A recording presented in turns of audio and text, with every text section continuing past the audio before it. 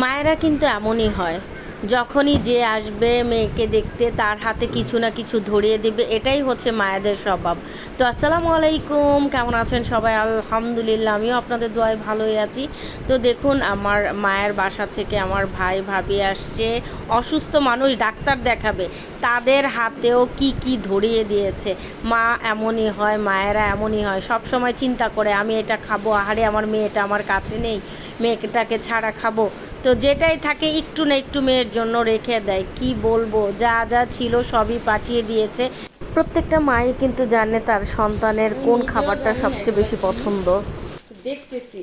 আল্লাহ, কলিজা, গরুর কলিজা মা আমার জন্য পাঠাই দিছে, বলে আমার মেয়ে খায় নাই।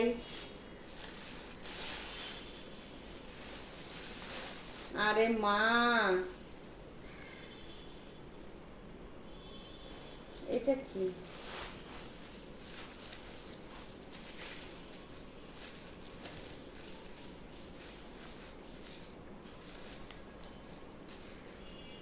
কোথায় রাখবো? আমার ফ্রিজে তো জায়গা নাই। এত বাজার করছে, এত বাজার করছে, আমার তো ফ্রিজেও জায়গা নেই। কোথায় রাখবো আমি জানি না।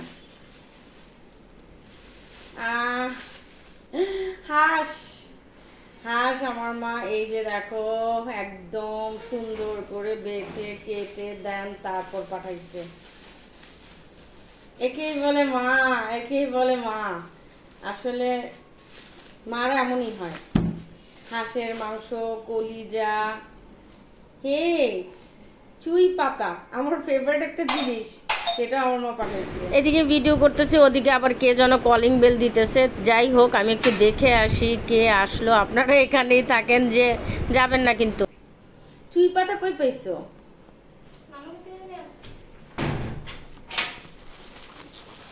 গাছের সবজি, মোট কথা যা যা ছিল বাড়িতে সব পাঠাই দিছে। এই যে এই যে ও, আরো একটা জিনিস পাঠাইছে, চা পাতি। চা পাতি, উফ, এই যে চা পাতি। জানে আমি চা বেশি খাই, সেজন্য মামা হয়তো পাঠাই দিচ্ছে। এটা হচ্ছে আমার ছোট মামা পাঠাইছে চা পাতি সিলেট থেকে। আর এগুলো হচ্ছিল যে আমার আম্মুর গাছের সবজি পাঠাই দিছে মেয়েদের জন্য। মারা এমনই হয়, ঠিক আছে, মারা এমনই হয়। এই যে এখানে আরো অনেক সবজি আছে, কারণ ঢাকা শহরে তো এরকম ফ্রেশ সবজি পাওয়া যায় না। তো চিন্তা করলাম আমার মেয়ের জন্য পাঠাই দিই। চিন্তা করেন, সবজিটা পর্যন্ত সে দেশের থেকে পাঠাই দিচ্ছে।